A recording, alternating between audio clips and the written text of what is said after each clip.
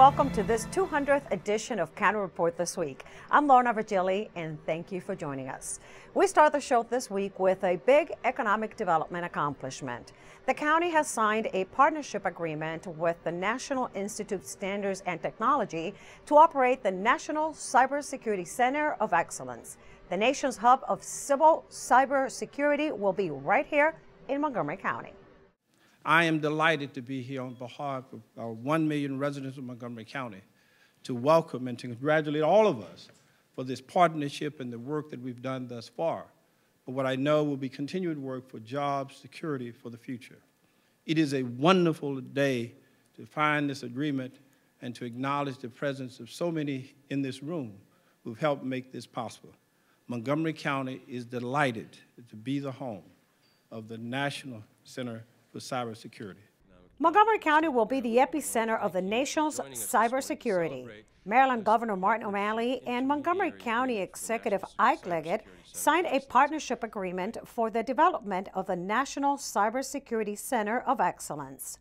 With this signing today, with County Executive Ike Leggett, who's always on the cutting edge of new emerging industries and sectors, I think few counties in our nation are as dynamic as Montgomery County's is in terms of its economy and diversity and the level of the skills level of her people. And also the facility will be located on a 65,000 square foot building on Seneca Highway in Rockville on the county's biotech corridor. It's really all about creating jobs and making safer those virtual spaces that all of us depend upon for our banking, for our electric grid, for our internet, and for our personal information. A permanent home for the National Cybersecurity Center of Excellence in Montgomery County's Innovation Corridor will create jobs and spur innovation for many, many decades to come. Through the National Cybersecurity Excellence Partnership, 16 companies, including Cisco Systems and Microsoft, have agreed to provide hardware, software, and expertise to the center's efforts to advance the rapid adoption of secure technologies. We join together as federal, state, and private sector partners on making sure that for the United States of America, we have a safer country, we have a stronger economy, and we have job opportunities for our young people. And by harnessing the resources of the federal government, working at the state and local level in Montgomery County, we hope to be able to accomplish all three. I'm happy to be here today to announce that the federal government has put another $15 million in fiscal 14 for the functioning of the National Center for Excellence, a tech transfer center that is located in Montgomery County. For several weeks, the County Council has been debating the future of development in the 10-Mile Creek watershed in Clarksburg. And as Susan Kennedy reports, a major decision has been made on the retail project that could be an economic boom for the community. By late next year, this site located off I-270 could be bustling with retail. In an 8-0 vote, the County Council voted to approve plans to construct the county's first fashion outlet center. Clarksburg Premium Outlets at Cabin Branch will encompass 484,000 square feet of retail on land that was once earmarked for a new hospital. To be able to provide this quality of retail for our community and for the region. It will be a regional draw. It belongs there right next to 270 where it's visible, and so people are pretty excited about what it will mean for that part of our community and for everybody. The Cabin Branch project will bring badly needed restaurants and retail to Clarksburg without jeopardizing the town center.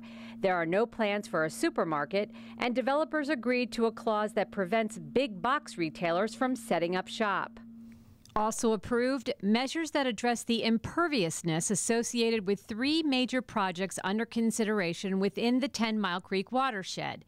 In the end, the council approved a 15% impervious cap for the Egan and Miles Coppola properties and a 6% cap for the Pulte Homes plan, scaling back the original scope of each project by several hundred units. I think that the planning board did a great job at recognizing that. Planning board staff draft also did a great job of recognizing that. And so I think that for us here on the council, we've got to use that same guidance that they had to be able to make sure that we're delivering on everything that's necessary for Clarksburg.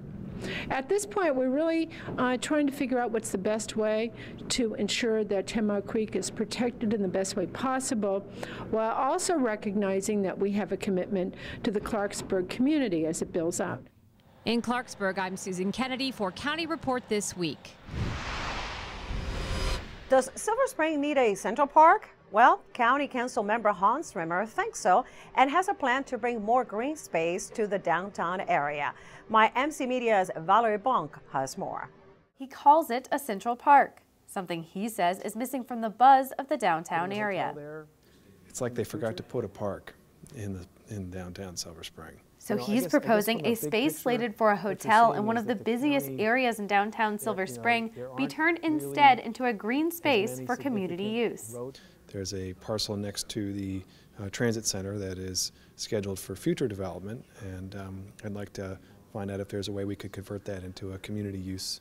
That would be a central park here in downtown Silver Spring, and we need a central park in downtown Silver Spring. While the location and the title of a central park piqued the board's curiosity, the size of the space sparked some questions. It's not big, right? It's not like what we would want if we were starting from scratch and looking at all of downtown Silver Spring and saying, you know, where would you put a park and how big would it be? You know, I think you'd come up with a different answer. But it's what we got. Yeah, right. It's the only piece of ground that I could see. The idea of more green space is something the board is working towards. Still, some members are unsure that this project is the answer.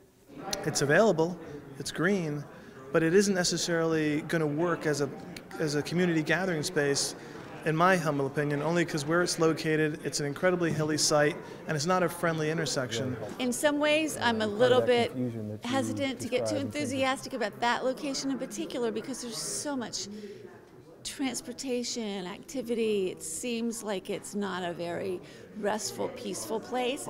Councilmember Riemer has asked the Park and Planning Department to assess the feasibility of purchasing the land and is looking into putting money for the project into the county budget. For County Report This Week, I'm Valerie Bonk.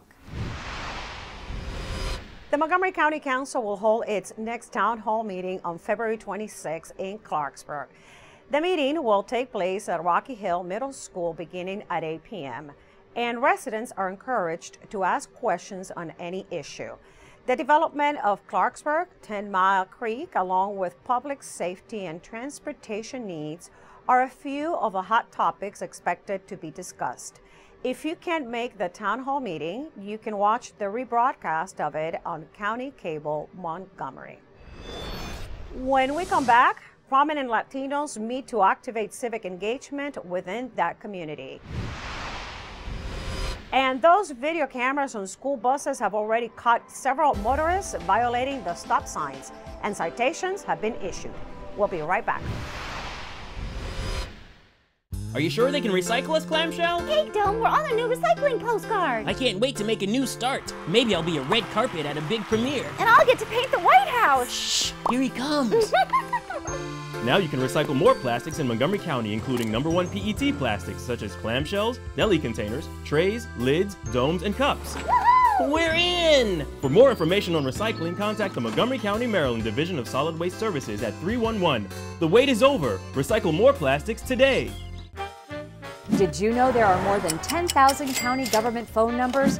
But there's only one number you need to remember for non-emergency calls, 311. MC311 is Montgomery County government's online telephone information system. Need information? Have a problem or complaint? Trying to locate a county government facility? Call 311. The call center is open Monday through Friday, 7 a.m. to 7 p.m. The website is available 24 hours a day, 7 days a week. Welcome back to this 200th edition of County Report This Week. I'm Lorna Virgilí. A leadership summit was held in Montgomery County where the focus was on engaging the growing Latino community. My MC Media's Valerie Bonk reports. Valerie? The response was overwhelming for the first Latino Leadership Conference at Montgomery Community Media in Rockville, where local leaders came together to share their thoughts on issues close to the growing Latino community in Montgomery County. More than half of Maryland's Latino population lives in Montgomery County, and local leaders say they're working to ensure that their voices are being heard. It's a community that's grown exponentially, and we haven't really seen the same exact equivalency when it comes to civic participation. During a panel on civic engagement, she said that it's important, considering the Latino community is now the largest foreign-born community in Montgomery County, and the greatest number of kids coming into kindergarten in county schools are Latinos. It's a community that's very loyal and very, hardworking. It's made amazing contributions to this county, and so it's always important to have opportunities to just highlight that. Our end goal is really to have more Hispanic students graduate from college. Currently we have 13% of Hispanics that hold a bachelor's degree, and it takes all of us. It's a shared responsibility for our communities, for the federal government, for local leaders to come together to help address this issue. Immigration is personal to Fox News analyst Juan Williams. I was born in Panama. Grew up in Brooklyn, New York, watching how we assimilated into American life, how we became an American family. For me, is very much part of my life story. And for those in attendance, the conference was an opportunity to learn. What I learned is that, Latinos cannot be, lumped together. It's something, that I have felt inside, I felt it myself, but it was something that maybe was not really expressed explicitly. We sometimes take, in Montgomery County and other places around the country, our diversity for granted. I'm here today to basically lend my supporting voice to this outreach effort and to learn more, to be better informed so that I can better serve our overall community, especially our Latino and Hispanic community. For County Report this week, I'm Valerie Bonk. Youth under the age of 18 will soon be able to obtain the new Youth Cruiser Smart Trip card. Starting on March 1st, the card will be available and will replace the paper monthly pass that provided unlimited rides on ride-on buses at a cost of $11 per month. The pass provides significant savings on fares and can be obtained by visiting smarttrip.com or some local Giant and CVS stores. Youth will have to show proof of age and county residency. Also, riders aged 18 and under can continue to take advantage of Ride-On's Kids Ride Free program on weekdays from 2 to 7 p.m. Transportation investments make up an important part of County Executive Ike Leggett's recommended capital budget.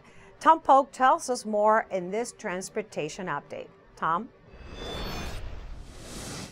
Hi, I'm Tom Pogue, Community Relations Manager for the Department of Transportation. Here's an update for Montgomery County. County Executive Leggett unveiled his 6-year capital budget that prioritizes significant investments in school construction, transportation, and job creation. For transportation, the budget supports construction of 5 bikeways, including the Needwood and Frederick Roads bike paths, and 7 road projects, including Montrose Parkway East. Anticipating that the state and federal government will fund the Purple Line to provide light rail service from College Park to Bethesda, the budget includes $144 million for the Bethesda Metro South entrance and the Capitol Crescent and Silver Spring Green trails. With the Council's recent approval of the Transit Corridors Master Plan, the budget includes $10 million to initiate design of rapid transit along Maryland 355 and US 29 corridors. Finally, the Executive's budget includes $154 million to maintain roads, including a 50% increase for residential road resurfacing. To view the complete capital budget submission, go to montgomerycountymd.gov. We're working to keep you moving. Fire Chief Steve Lohr was officially sworn in as the county's chief for the Fire and Rescue Services Department. Lohr had been serving as interim chief for the past several months. County Council recently confirmed his appointment, and he has taken the oath of office. Recently, Council President Craig Rice met with the media, and the issue he wanted to talk about was school bus cameras. That's because Rice is deeply concerned about the number of citations issued to motorists caught on camera passing stopped school buses this year. You may remember in January, police equipped several school buses with automated cameras to record vehicles that pass stopped school buses with activated flashing red lights. According to Rice, police issued 10 citations during the first month the cameras were in action. And to still see that many incidents in just the limited number of cameras that we have is extremely concerning. That means that either people still aren't educated about the dangers that are out there or about the law, or that they don't care. And either way, we've really got to get a handle on this and make sure that people understand how much of a danger this is. In the coming weeks, the police plan to expand the program to include even more cameras on school buses. When we come back, we take you to a cyber club at Montgomery College. And MCPS celebrates its annual Bocce Championships. We'll be right back. This message brought to you by FEMA. Home fires occur most often in winter. Keep anything that can catch fire at least 3 feet from heating equipment. And never use an oven to heat your home. Stay in the kitchen when frying, grilling, or broiling food. Turn space heaters off when you leave the room or go to bed. Make sure all vents are clear of snow and ice to allow carbon monoxide to vent outside. Have your furnace, heating system, and chimneys serviced each year by a qualified professional. Learn more at www.usfa.fema.gov.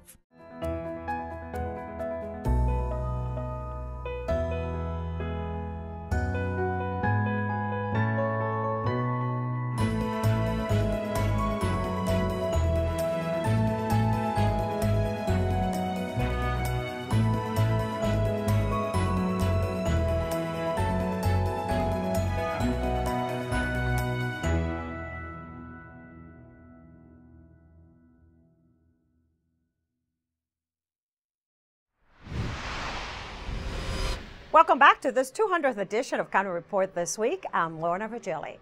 Montgomery College Cyberwatch Club helps students to build on their classroom skills and prepare them for important competitions that can lead to internships and jobs. Danielle Stesky has the story. Chris Williams is a non-traditional student at Montgomery College with some prior background in IT. In the fall of 2012, he founded the Cyberwatch Club on the Germantown campus, and since then has been its president. I really looked to this club in terms of being able to build upon the practical knowledge that you have in the classroom, the fundamental knowledge of certain systems and how everything works, but you don't really get a chance to build it and work on it hands-on. And so this was supposed to be an extension of the classroom in many ways. The students meet every Friday from 4 to 7 p.m.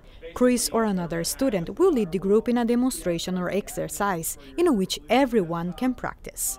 While here, the students also build their skills to participate in a variety of competitions. We practice in various scenarios that imitate the competitions that we're likely to compete in.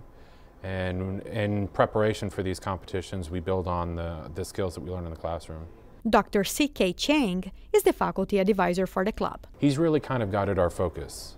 We would be all over the place and trying to learn things that may not necessarily contribute to success in one of these competitions. Chris is most proud of 2 awards in digital forensics, hosted by the Department of Defense. It really is gratifying gaining this experience that really translate to either jobs or internships, because these are skills that you're gaining in practicing for these competitions. According to Dean Kathy McCallion, the cybersecurity program is growing at the college, and the awards won by students and faculty are bringing prestige to the institution. They're really ambassadors for us out in the larger community too, helping us attract students and people to this program that is designed to put people in the workplace, to support our local industry. Any student is welcome to participate in the Cyberwatch Club.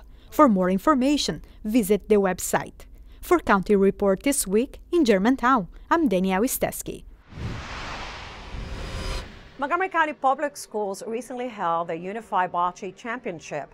But unlike other sports competitions, it appears that most participants and spectators left this event feeling like winners. MCPS TV has the story. Welcome to the 2014 Montgomery County Bocce Championships. Bocce ball teams from across Montgomery County Public Schools participated in the countywide Bocce Ball Championship at Paint Branch High School. Bocce teams include special education and regular education students and are part of the county's growing corollary sports program. This is a product of a lot of people's efforts in athletics and non-athletics, putting these the corollary teams together. We provided a lot of opportunities for students with and without disabilities to be full-fledged varsity interscholastic athletes and all that goes with that. I can't describe how rewarding it is. I coached boys basketball for 12 years in the county. I've coached golf. I've coached baseball. I get as much enjoyment and competition out of this as any other sport I've coached, and the kids just give you so much back. It's such a great experience. Most of the students who joined the bocce team had little to no experience with bocce, and for many this was their first time playing a school-based team sport. The team from Bethesda Chevy Chase High School won the tournament, but the day was a victory for everyone involved. I am honored. So, it's unbelievable. This is the first team I've ever been a part of, so I absolutely love it. At first I thought of it as something to do because I was not very active in middle school, and I wanted to become more active. Parents also came out to show their support. I'm thrilled. I'm excited. I was supposed to work today, so I was able to get off to be here. I try to make it to the games to see all the kids compete and to see them work as a team, and they really rely on each other and know each other's strengths, and I think that's fantastic. MCPS offers 3 varsity interscholastic corollary sports. The goal? To provide interscholastic athletics opportunities for all students. Our schools, our athletic directors, administrators, and everybody, coaches involved with these corollary sports teams, I think have done a tremendous job. I think we have provided a lot of opportunities for students who otherwise did not have real opportunities to participate. Seniors at a retirement community in Silver Spring stitched their own stories together for Black History Month, holding their first quilt show to educate the community. Here's a story from MyNC Media. These seniors have been piecing a patchwork project together for months in order to pay tribute to Black History Month. And so if the quilt was hanging out on the line or on the porch or on a chair someplace, the runaway slave knew that it was an area that was safe, and so they could go to that area. We knew that we had quilts with African American themes on them, and we assumed that there were other people who had quilts, in their history, or grandparents made or something like that, and we decided to see what was out there. The African American History Club and the Quilt Club at the Riderwood Retirement Community in Silver Spring came together to present their first African American quilt show, featuring more than a dozen quilts from many different aspects of history. The quilts are either, African American themed, so there's some Underground Railroad symbolism on some of the quilts, or that the fabric is African fabric that was used. So that was the theme of entry into the show today. And so I think this is just a great time to celebrate, that work. Some of the quilts are history themselves, passed down from generation to generation, while others, like this one depicting President Obama's second-term win, were made by residents right here in Silver Spring. Oh, it's very important for us to look back and see the history. It's interesting. One of the quilters had 2 quilts that were made of feed sacks. And so many people didn't know about feed sacks, but so many other people really remember feed sacks. So there's a lot of remembering going on. And for those looking for a way to learn and give back, it was a chance to write their own history. I've always been interested in our history, and so this was a nice way for me to participate. She calls this one the Underground Railroad, and over there we called it Jacob's Ladder. So the names vary. For County Report this week, I'm Valerie Vaughn. When we come back, we take you to the Germantown Swim Center.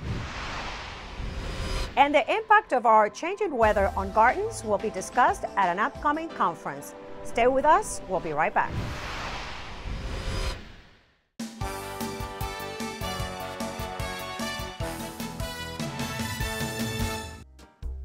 A team of 5 Montgomery College construction management students has taken first place in the National Association of Home Builders Construction Competition. Using a basic home floor plan, the team created drawings, estimates, and a construction schedule to take home top honors. And 2 student teams from MC's architecture program tied for 2nd place in the Maryland Sustainable Growth Challenge. These students identified and solved community land use issues for Burtonsville, Maryland. Make plans to check out one of the many beautiful and provocative art exhibits now showing on all 3 MC campuses. From photography to woodcut prints to graphic design, there's something on display at MC for every art enthusiast. Check out the arts calendar for descriptions and locations. Welcome back to this 200th edition of County Report This Week. I'm Lorna Virgilí. The Germantown Indoor Swim Center was the site for the 2014 Washington Metropolitan Interscholastic Swimming and Diving Championships earlier this month. My MC Media's Sonia Burke reports. Sonia? There's no question that swimming is big in Montgomery County. In fact, this is the 50th year that Montgomery County has hosted Metros, the Swimming and Diving High School Championships. And the swimmer that everyone's talking about tonight is Katie Ledecky. The Germantown Indoor Swim Center was packed with hundreds of swimming diving fans on deck for this high school meet. We have people who were team captains of their teams when they won the Metros, and now their kids are swimming and team captains. So it's a kind of a huge family affair for this area. Everyone pulls for each other. We're so proud of Katie, but we're proud of all of our swimmers. And the swimmers did not disappoint. There were several Metro records set at the meet, including a new American record in the 500 free. Yeah, I've sort of had my eye on breaking 430 for a while now. I think when I went 435 a couple years ago, that's sort of when I started thinking about creeping under 430. So it's been a lot of hard work since then, and finally got under 430, so I'm very pleased. It's amazing when you see somebody do something no one's ever done before. And his star swimmer said she appreciates the support of this hometown crowd. I'm very pleased with how everything went. Getting the American record was a great start to the weekend, and I had a lot of fun with my team, and it was just a great meet all around. It's great to be here at a fast meet like this. It's really loud and exciting here, and it's a great atmosphere to compete in. The excitement follows Katie even when she's out of the pool, signing autographs and posing for photos with her fans. It's really nice to have all their support, and I was in their place 10 years ago, so I know what it's like, and it's definitely what inspired me to continue swimming, getting autographs from Olympians when I was younger, so just if I can get back to the sport in any way like that, it's a good thing. For County Report This Week, I'm Sonia Burke. For this week's Brookside Gardens Clips and Tips, we wanted to let you know about an event happening at the end of February. Brookside will hold its annual Green Matters Symposium on Friday, February 28th from 8:30 a.m. to 4 p.m. This year's topic is about how our weather is changing and what a gardener can do in a shifting climate. This event will be held at the Manor Country Club in Rockville. For more information or to register, go to brooksidegardens.org. It's time to go to the Humane Society, where Kathy Stanhope joined us with our Pet of the Week. Kathy? This is Kathy Stanhope with your Pet of the Week at the Montgomery County Humane Society. And today we are here with Layla. Layla came in as a stray, so we don't know too much about her except that she's wonderful with people. She is not particularly good with other dogs. So if you already have a dog and you're looking for a second, Layla is not the pet for you. But if you're looking for just one very loyal, very friendly, very loving and affectionate girl, come down and see Layla at the shelter. Give us a call at 240-773-5960 or visit Layla and all of the rest of the animals here at mchumane.org. And with that, we close this edition of County Report This Week. Remember to like us on Facebook and to join us again at this time every week for a look at what's going on inside Montgomery County. Now we leave you with shots of Rockville's 153-acre Civic Center Park, which includes the city's crown jewel, the historic Glenview Mansion. I'm Lorna Virgilí, and thank you for watching.